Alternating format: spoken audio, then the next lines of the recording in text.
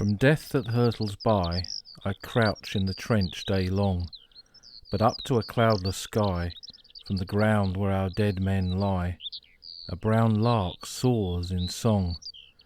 Through the tortured air, rent by the shrapnel's flare, over the troublous dead he carols his fill, and I thank the gods that the birds are beautiful still.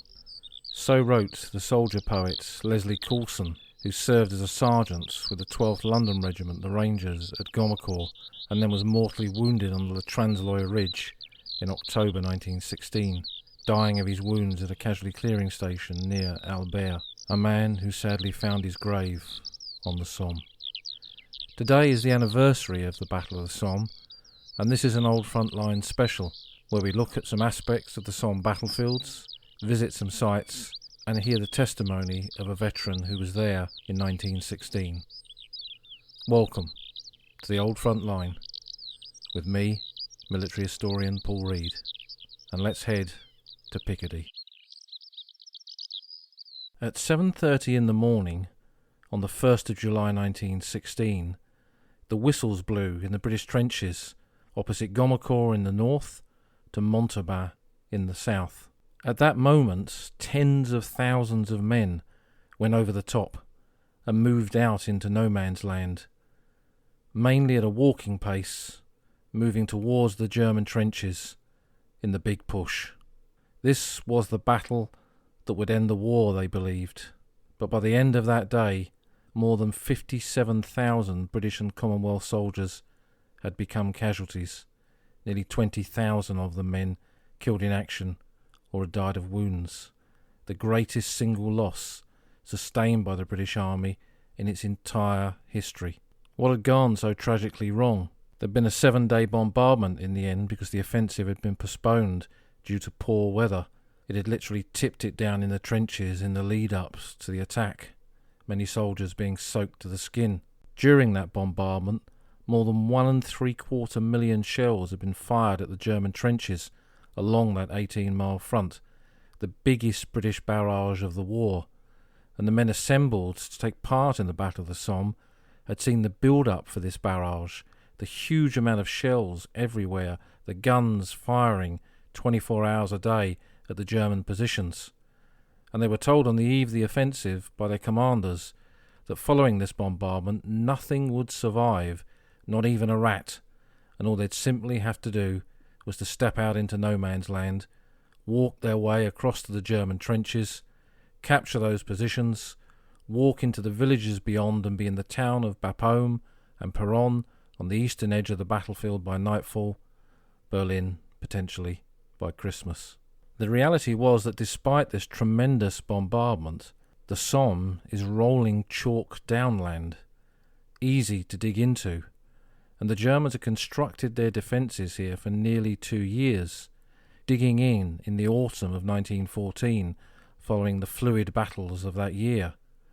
The Germans had prepared their defences and dug deep with their dugouts, many of them 30 or 40 feet beneath the battlefield, and the vast majority of the 1.75 million shells that had been fired by the British bombardment were field artillery shells, mainly of 18-pounder calibre, and these couldn't penetrate to dugouts 10 feet beneath the surface, let alone 30 or 40 feet. Some dugouts were as much as 80 feet beneath the surface.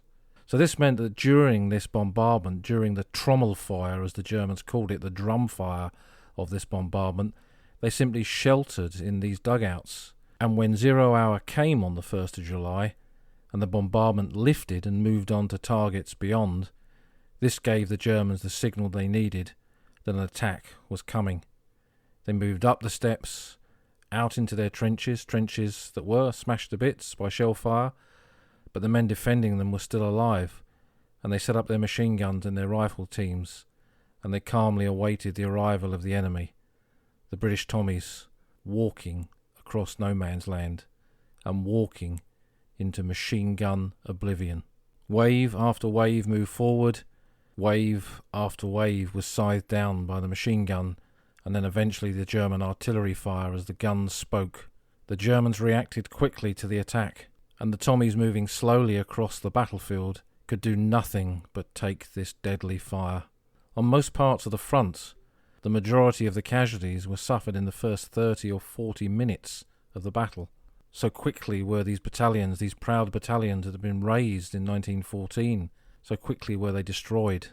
We mentioned in the previous podcast at Serres that quote from John Harris, 2 years in the making, 10 minutes in the destruction.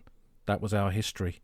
And that was true of the Pals at Serres and true of so many battalions that day. The first day of the Battle of the Somme is remembered for men of Kitchener's army, the new army, formed by Lord Kitchener in 1914. But there were many territorials there on the first day of the Somme, and even some regular soldiers. But they were all volunteers to a man. And while we look back and we try to understand that slaughter, these men were not sheep. They had been prepared to put on the line everything that they had, give their all, their most precious thing, their life, for Britain, for the Empire, to defeat an enemy that threatened their way of life. And that decision that so many of them had made in 1914 and 1915 as these battalions were formed had brought them here to the Somme. At the close of the 1st of July, there had been very little success on most parts of the battlefield. Here and there a trench captured, an enemy position entered and the Germans pushed back a bit. It was only in the southern sector of the battlefield, between Mametz and Montauban, that any success had been achieved. Here, where the lines joined closely with the French army, and this was a joint Anglo-French offensive that had been planned at the end of 1915, rudely interrupted by the Battle of Verdun in February 1916, which had taken away a lot of the French forces that had been planned to be used in the offensive on the Somme.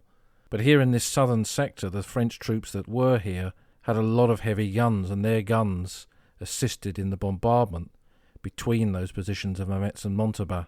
And there's no disguising that heavy bombardment played a key role in enabling the troops on that part of the line to reach their objectives. Despite those terrible losses, the British Army had always had a habit of picking itself up off its feet and carrying on it did. The Battle of the Somme moved on into the summer. Gradually the German line was rolled up. New tactics such as the creeping barrage were brought in. At one stage cavalry was even used, a weapon as old as warfare.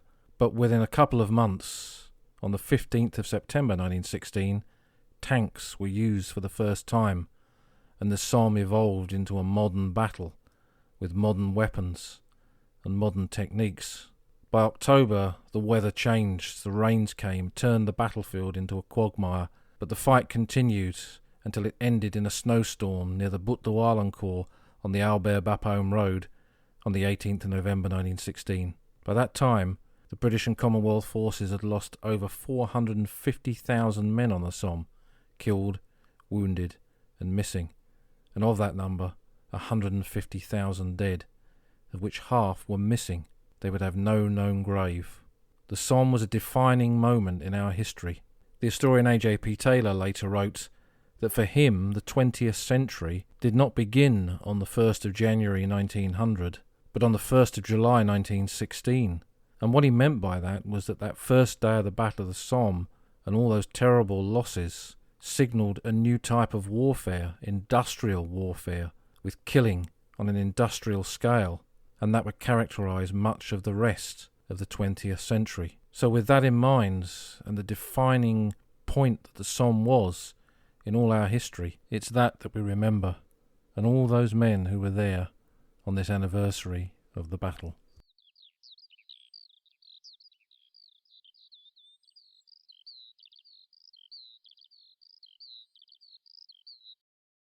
We're starting our walk just on the outskirts of the town of Albert, very much at the heart of the British position on the Somme. Albert was the main logistics centre for the troops. Thousands of them marched through there on their way to and from the front line.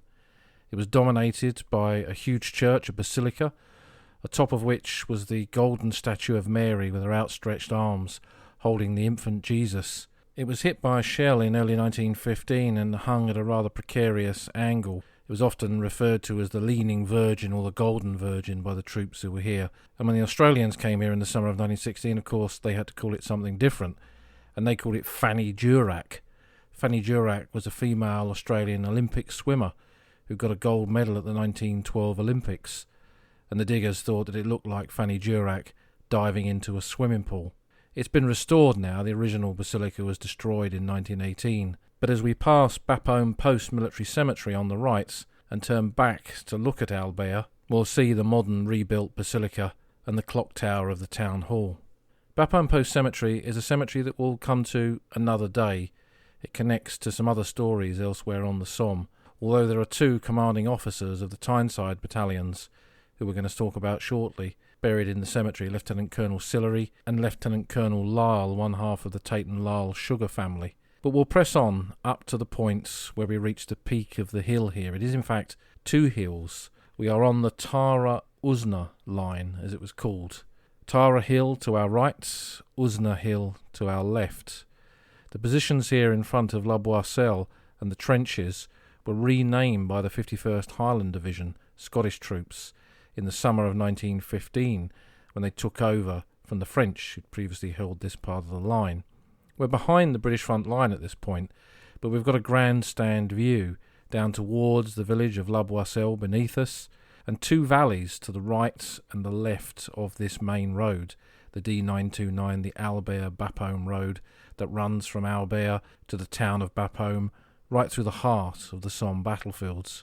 So two valleys, the one to our right, behind the village of La Boisselle, in 1915 had a German sausage-shaped observation balloon that kept popping up for a look at the British positions, so that became known as Sausage Valley. And if you have a Sausage Valley, you've got to have a Mash Valley as well.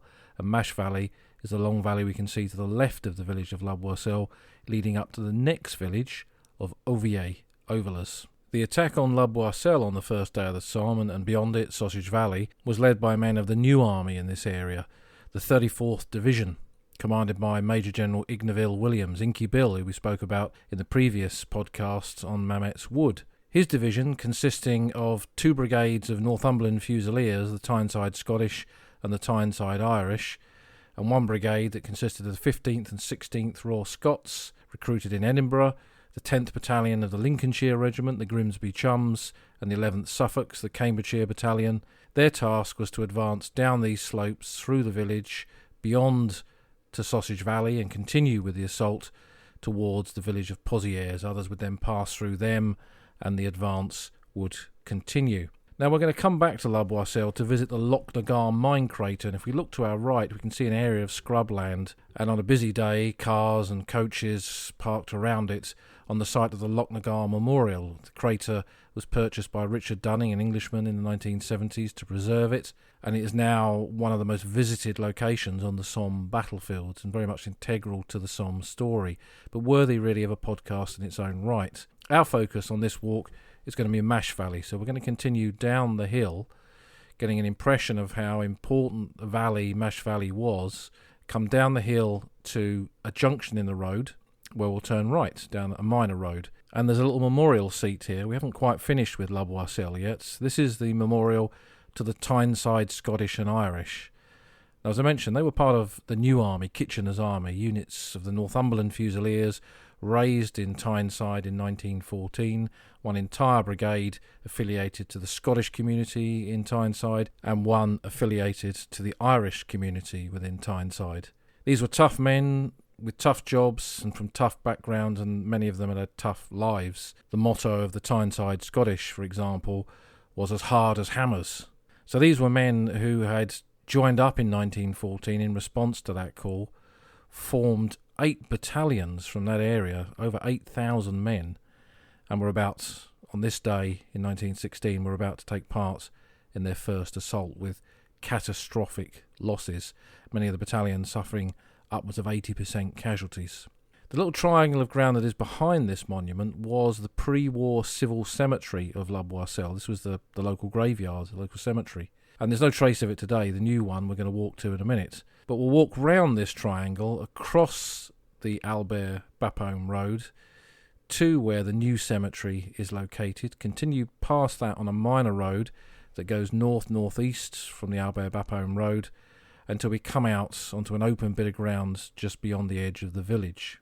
If we here then turn to our right, we're looking straight down the middle of Mash Valley. In this area, the trenches of the 34th Division, and on this particular spot, men from the Tyneside battalions, in this case the Tyneside Scottish, their lines joined up with their neighbouring unit, the 8th Division. This was a regular army division that had been brought together in 1914, made up of battalions that were in the far-flung corners of the British Empire, brought back home and then sent across to France in the autumn of 1914, just as the big battles on the Western Front were coming to a close. It had taken part in the offensives of 1915 at places like Albers Ridge, and then they'd come down to take part and take over from the French in this sector, and then participate in the Battle of the Somme. The units of that division that attacked here on the first day of the Battle of the Somme had the longest distance across no man's land that any battalions had to cross on that day. Where we're standing now on the edge of this road with the village of La Boisselle to our right, if we then look right down the valley ahead of us, we can see the village of Ovillers in the distance. There's a little minor road that links Ovillers with the Albert Bapaume road that we've just come off of, and there's a line of modern houses along that road. That's pretty much on the German front line in that area. So where we're standing now is pretty much on the British front line, and we can see just how far it is between those two locations, close on 750 yards. Now, as a unit attacking here and moving down this valley, the Germans aren't just ahead of you because the line curves up behind Ovillers Military Cemetery. We can see across to our left, so that when you moved into the valley, the Germans from those positions could fire down into your flanks, into your sides. But also to our right is the line of the Albert Bapaume road and the edge of the village of La Boisselle. And this was also part of the German front line. So essentially the German positions here formed a bit of a U shape, so that when you went into the valley, the Germans could fire at you from straight ahead, from your left, and also from your right. A deadly prospect. But of course, 1.75 million shells would be fired at the German lines and nothing would survive, not even a rat. So it didn't really matter that the positions were built like this, because the men of the units that would attack here were told that nothing would survive, that all they'd have to do is to walk straight up this valley, push on and follow alongside the Tynesiders as they advanced through Ovillers up towards Pozières.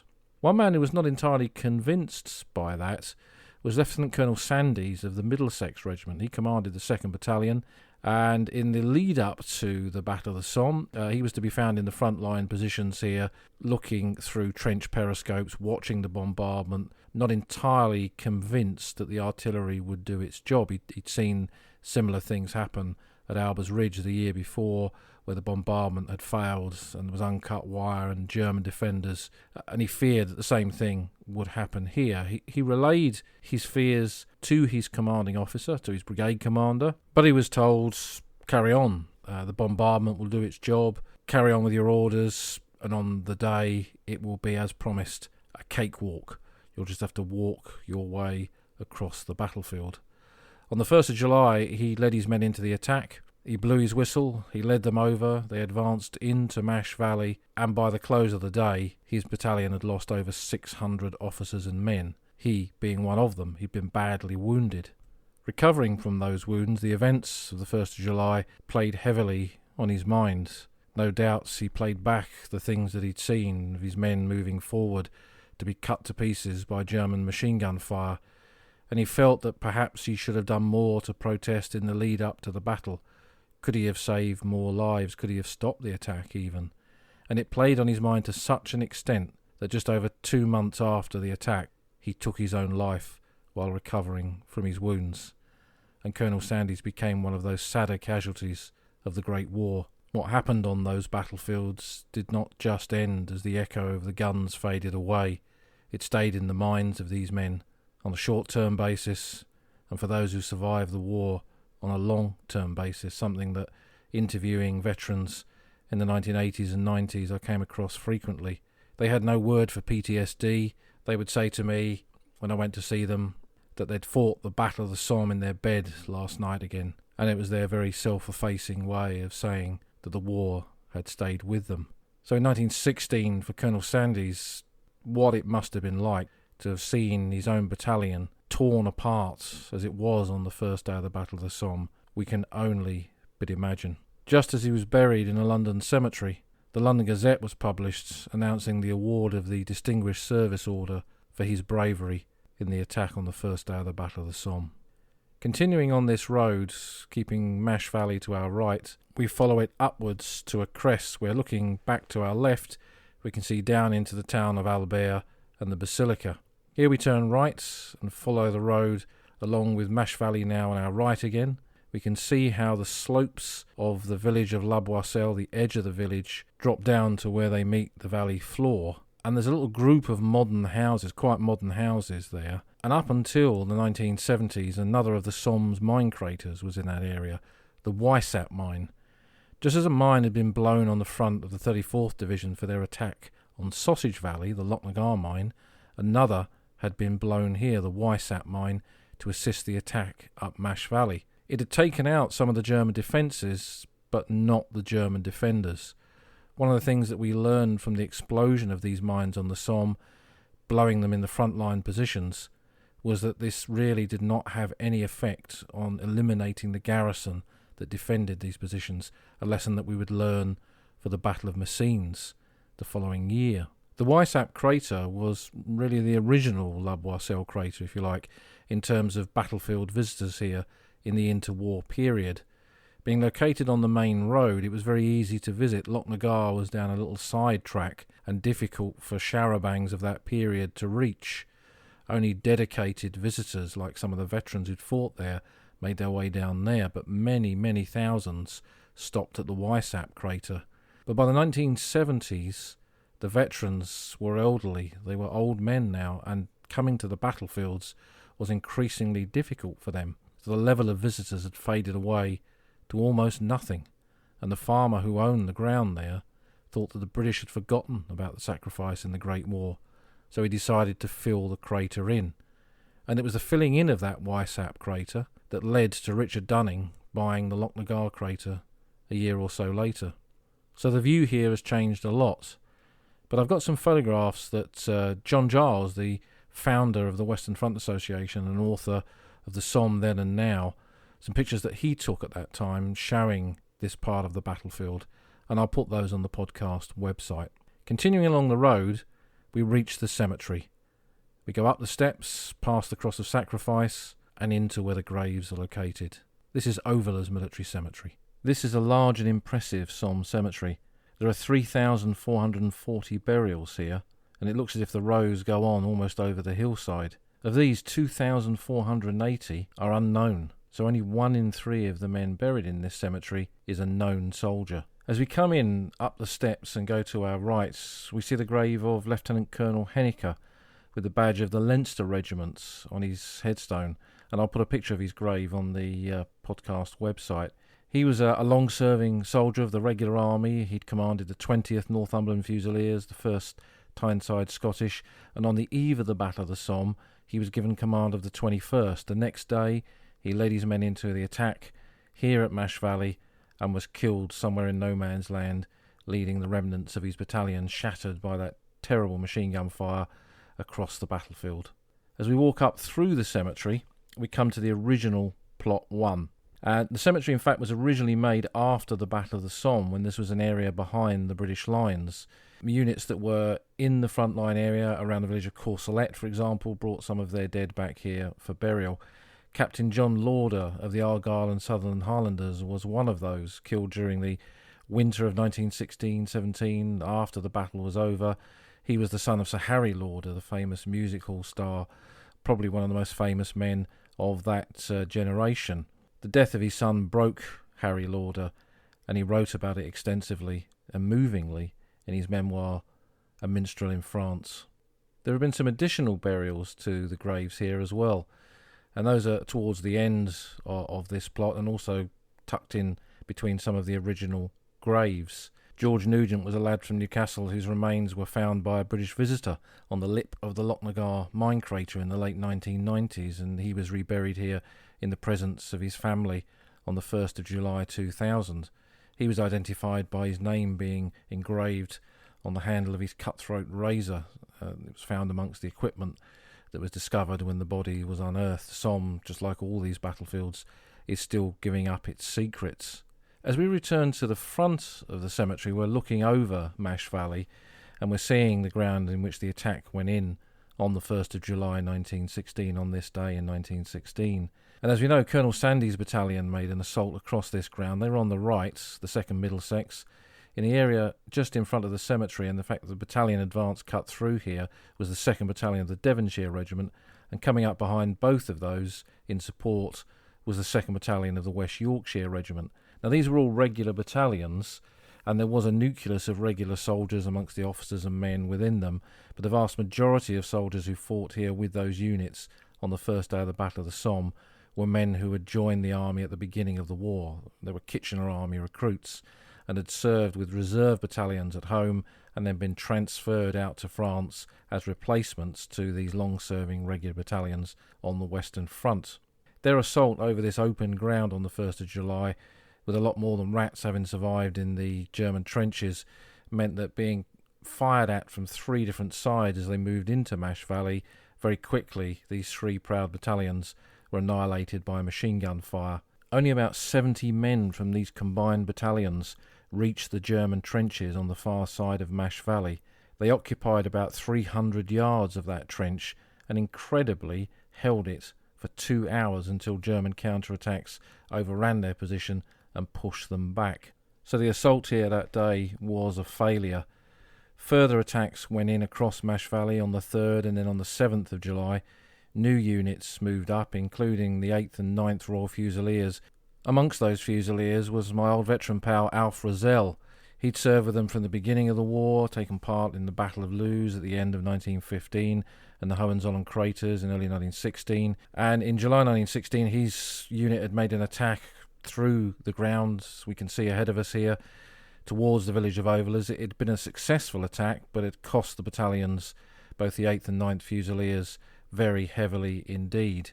One of the grimmest tasks that Alf said that he ever had to perform in the Great War was burying the dead after this action in a number of shell holes in the area around where the assaults had gone in, both in front of where the cemetery is now and behind it. And he describes in an excellent documentary from the 1990s called A Game of Ghosts, which is available on YouTube, just how grim that task was, going through the pockets of the dead and seeing the condition that the soldiers were in.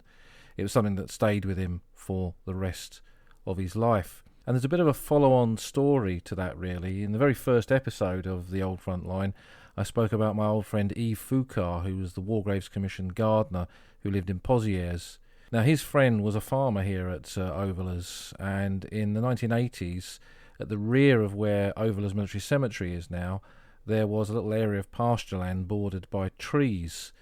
And he decided to tear the trees down and plough that ground up. And he asked Yves to come in to use his detector to try and find some of the munitions that were on the surface to make that possible and help him remove them. In the process, they found a mass grave of soldiers who had been buried here during the Battle of the Somme. Yves described how the bodies had been laid on top of each other at different angles, and by that he'd assumed that the men had been picked up by their straps and by their boots and swung into the grave, and it just covered over with earth. This was the reality of burying so many dead from an attack which had cost such heavy casualties. And then years later, talking to Alf, I could really connect these two events up, because just as he describes burying the dead is just as how Yves described finding them in 1982. They were moved at that stage. There were no open cemeteries on the Somme. They were moved to the coast, to Turlington British Cemetery near Boulogne. This was the only open cemetery in France, and where all burials were made following the finding of bodies on the battlefields on the French sector of the Western Front. And a special headstone was erected for these 49 British soldiers and 2 Germans that were discovered in this shell hole burial. And again, I'll put a picture of that up on the website so you can see what it looks like. The cap badges that were found amongst them, there were no means of identifying any of the soldiers, but they were the Essex Regiment, the West Yorkshire Regiment, the Royal Fusiliers, the Royal Sussex Regiment, and the Berkshire Regiment.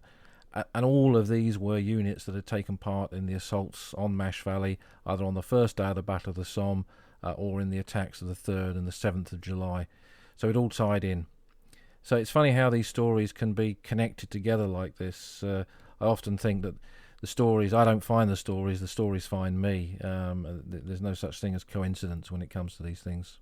So standing here now, we look across Mash Valley and we can see the village of Ovillers, beyond that Pozières, and beyond that Courcellets, and the area towards the end of the Battle of the Somme, all ground for us to walk another day along the old front line.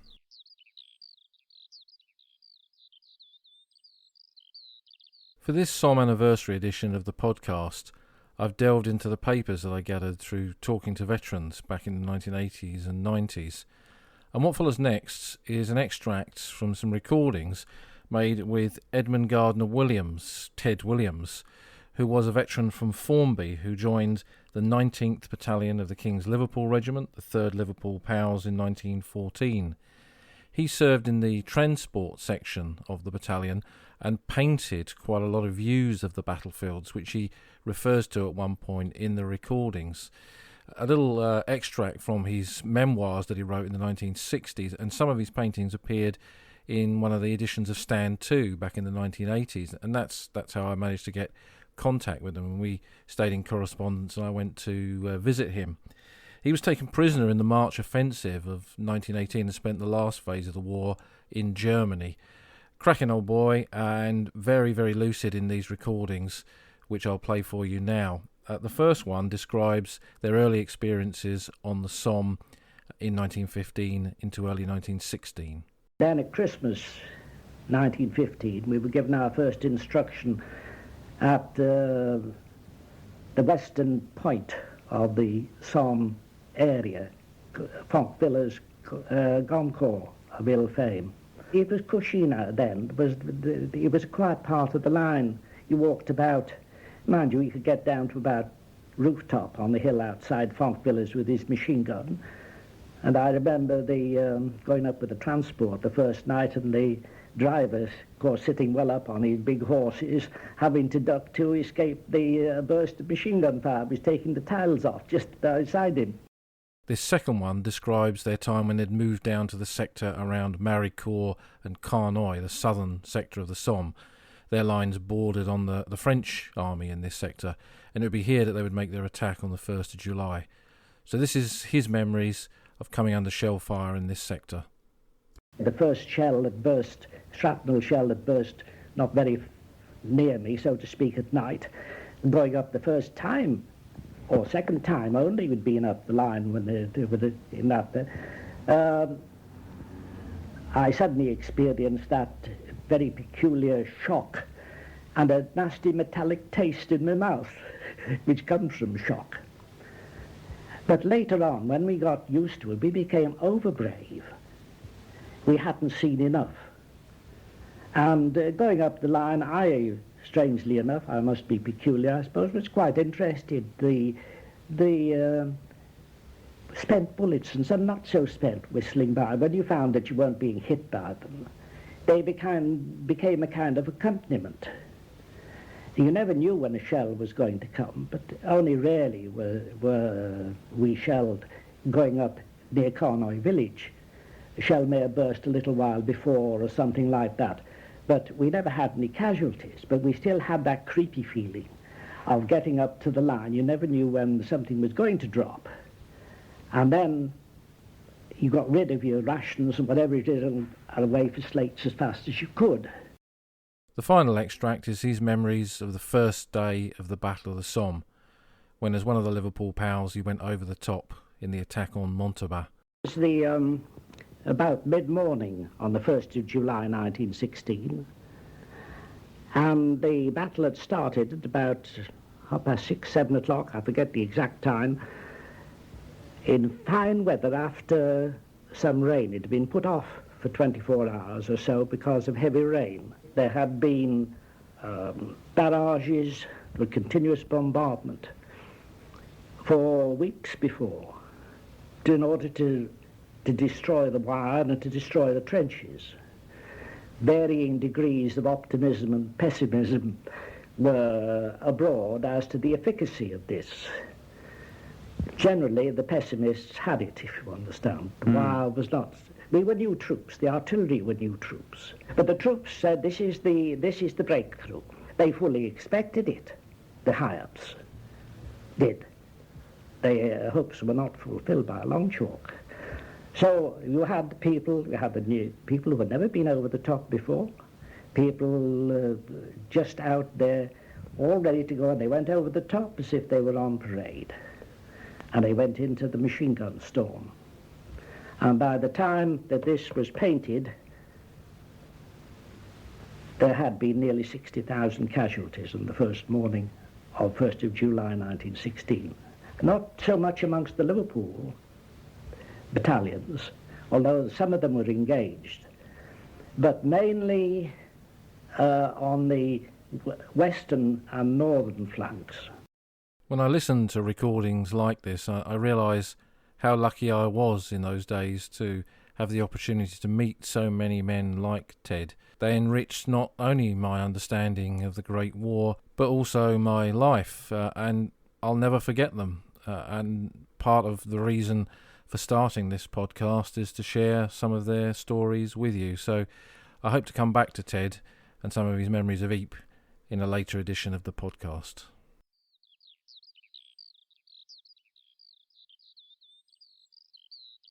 It's that part of the podcast where we look at an object connected to the Great War, and this is an object connected to the first day of the Battle of the Somme. It's a photograph, a group photograph, that I found in one of those mythical Eastbourne junk shops many, many years ago. Written on the back of it is just a simple line that says, "Killed in action, July the 17th, 1916. It's a picture taken in France. It has carte postale on it. And when I look at it, it's a group of officers of the King's Own Yorkshire Light Infantry. Now, I looked into this and discovered that an officer had died that day, serving with the 9th Battalion. So this was likely to be men from that battalion. And I had a look at their war diary at the then Public Records Office, now the National Archives, and the incident of this photograph is actually mentioned in the battalion war diary. It was taken at a little chateau at La Nouvelle near Corbie on the Somme, on the 16th of April 1916. And these group photographs, particularly of officers, were arranged in a certain way. In the front row in particular, I was able to identify almost everyone in it, because the chaplain is at one end, the medical officers at the other end, the company commanders, the second in command, the commanding officer, the adjutant, and so on. And it ties in with one of the most famous toasts of any battalion that took part in the Battle of the Somme, "When the barrage lifts." Now, again, about tying stories in and how stories find you, there's a book, and I've got it in front of me now, Letters from France by Lancelot Dykes Spicer. It came out in the 1970s. And in the middle of the front row of this photograph is the commanding officer, Lieutenant Colonel Lynch. He'd been awarded the DSO for bravery at Loos in 1915, where the battalion had fought, but he was not a popular battalion commander. And Spicer relates the story of what happened. And all of the people in this are in this photograph. At about 6 p.m. on June the 28th, 1916, all officers received a summons to go to Battalion HQ for a final drink before going into action. We assembled, glasses were put into our hands, drinks were passed round, and we drank quietly to one another. Everyone was naturally feeling strained. The adjutant and the second in command were away on some course, so the acting adjutant, K, was in charge. Lynch came into the room and was given a glass.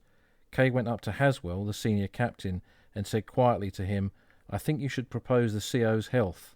"I'm damned if I will," said Haswell. I was standing just by and heard the conversation. "I don't wish him good health, and I'm not prepared to be insincere on this occasion." "You must," said K. "I won't," said Haswell. For a few minutes they argued, and then Haswell stepped forward and, raising his glass, said, "Gentlemen, I give you the toast of the King's Own Yorkshire Light Infantry, and in particular the 9th Battalion of the regiment." A slight pause. "Gentlemen, when the barrage lifts." We emptied our glasses and were silent. Dramatically, Haswell had avoided an unpleasant scene, and the toast has never been forgotten. Of those present, 24 went into action next day in the attack on Fricourt. 6 were in reserve. Of the 24, 12 were killed, including Lynch and Haswell. 3 died of wounds afterwards. 8 were wounded, 1 slightly, and only 1 left untouched. Lynch's unpopularity is not entirely explained in Spicer's book, but it led to that famous phrase, "when the barrage lifts," and Spicer himself used to put that as an in memoriam entry into the newspapers every year in memory of the men of his battalion who'd gone into action and fell that day. And when we look at this group photograph, they're all on there. Colonel Lynch in the middle, Haswell, who proposed the toasts, 3 men in from the front rank from the left. The faces of those men brought together at that moment in time and bound together by that famous phrase, "when the barrage lifts." And it's something that I always think of every 1st of July, and for many years on the Somme would stand in one of the cemeteries and toast those around me with that phrase. The bulk of the officers killed with the 9th King's Own Yorkshire Line Infantry that day are buried in Norfolk Cemetery on the Somme, including Colonel Lynch and Haswell himself, and I've stood there a few times and toasted them. So with thoughts of that, we end this special Somme podcast. I hope you found it of interest. We'll stay on the Somme with the podcast this week, and the regular one on Saturday will include a walk in the Newfoundland Park at Beaumont Hamel.